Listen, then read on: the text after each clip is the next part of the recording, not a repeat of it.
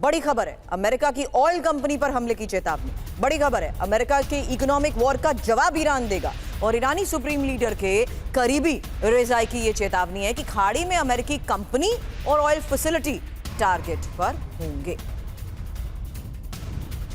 और ब्रिटेन पर ईरान के बड़े साइबर अटैक को लेकर खबर है। ब्रिटिश पावर प्लांट पर ईरान का हाइब्रिड अटैक और साइबर अटैक से 4 दिन तक प्लांट बंद रहा। हालांकि ब्रिटिश इंटेलिजेंस के हवाले से द टेलीग्राफ की ये रिपोर्ट क्या बड़े दावे कर रही है। एक एक इंफॉर्मेशन अब आपके सामने, क्योंकि ब्रिटेन तक ईरान जंग पहुंच चुकी है। बड़ी खबर यह है कि IRGC से जुड़े हैकर्स ने ब्रिटेन पर साइबर अटैक किया। रिपोर्ट में दावा किया जा रहा है कि ब्रिटेन के पावर प्लांट पर साइबर अटैक किया गया है और पहली बार ब्रिटिश फैसिलिटी पर ईरान का यह हाइब्रिड अटैक हुआ है। इसी वक्त अमेरिका के वाटर सिस्टम पर भी साइबर हमले हुए हैं और मिनेसोटा समेत कई राज्यों में 30 से ज्यादा वाटर सिस्टम्स को निशाना बनाया गया। ब्रिटिश कंपनीज को आगे भी साइबर हमले के लिए तैयार रहने की चेतावनी दी गई है। अशोक सर, अब उसी बात पर आते हैं, ईरान कैसे इतने पिन पॉइंट अटैक्स करने में। Chettinad Institute of Medical Education and Research, KGF, Karnataka. MBBS admission open 2026 to 2027. Apply through MCC Medical Counseling. कामयाब रहा। जहां यूएस एसेट्स को उसने गल्फ कंट्रीज में तो हिट किया, लेकिन अब सीधे अमेरिका तक या अमेरिका की कंपनीज को टारगेट करने की चेतावनी दे रहा है। यानी उसके पास बैकहैंड एक बहुत बड़ा सपोर्ट है। इंफॉर्मेशन और इंटेलिजेंस कितना बड़ा रोल प्ले करती है, ये हम डिफेंस एक्सपर्ट्स के जरिए हमेशा समझते आए हैं। लेकिन युद्ध का विस्तार तो सर अब हो चुका है, जहां देखिए ब्रिटेन तक ईरानी जंग और साइबर अटैक को लेकर आज खबर आ चुकी है।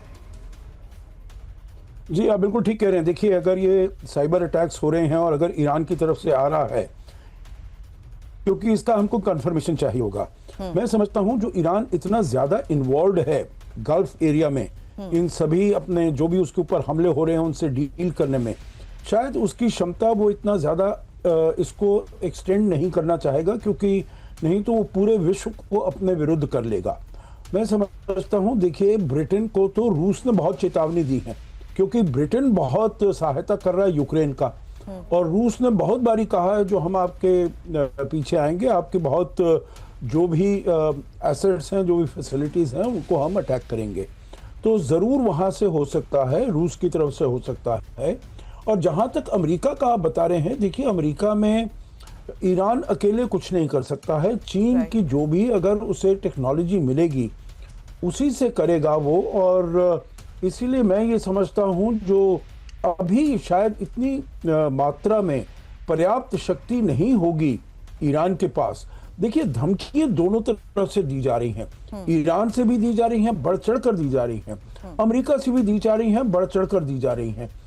परंतु अगर ईरान के पास इस रीजन के बाहर कोई काइनेटिक एक्शन करने की क्षमता होती तो वो जरूर करता। सीधा अमेरिका के ऊपर वो नहीं ये कहता जो मैं न्यूक्लियर वेपन का इस्तेमाल, मतलब इम्प्लाइड है, उसने कहा नहीं है।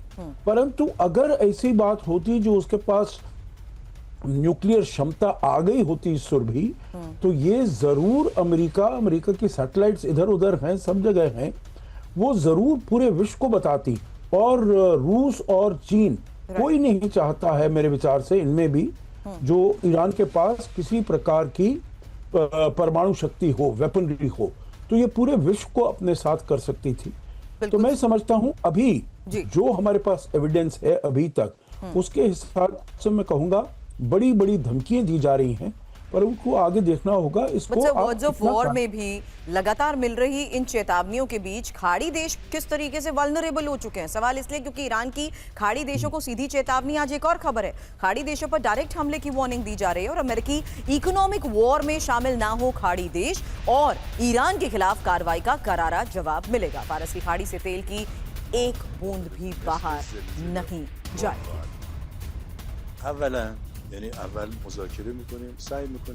खबर यूएई में ईरान के हमले के खौफ को लेकर भी है। फ्यूल स्टोरेज को अब मेटल फ्रेम से ढका गया है। अबू धाबी में तेल फैसिलिटी की सुरक्षा बढ़ा दी गई है। तो खाड़ी देशों को ईरान के हमले का अलर्ट है। यही वजह है कि बड़ी खबर है और तस्वीर आपके सामने। यूएई में ऑयल फैसिलिटी को अतिरिक्त सुरक्षा और अबू धाबी में ऑयल स्टोरेज को मेटल फ्रेम से ढका गया है। यूएई के फुजैरा इंडस्ट्रियल जोन में ईरान के हमले की आशंका है। ईरान ने अब तक 12 बैलिस्टिक और 3 क्रूज मिसाइलें भी दागी हैं और यूएई के ऑयल पाइपलाइन पर हमले का खतरा है।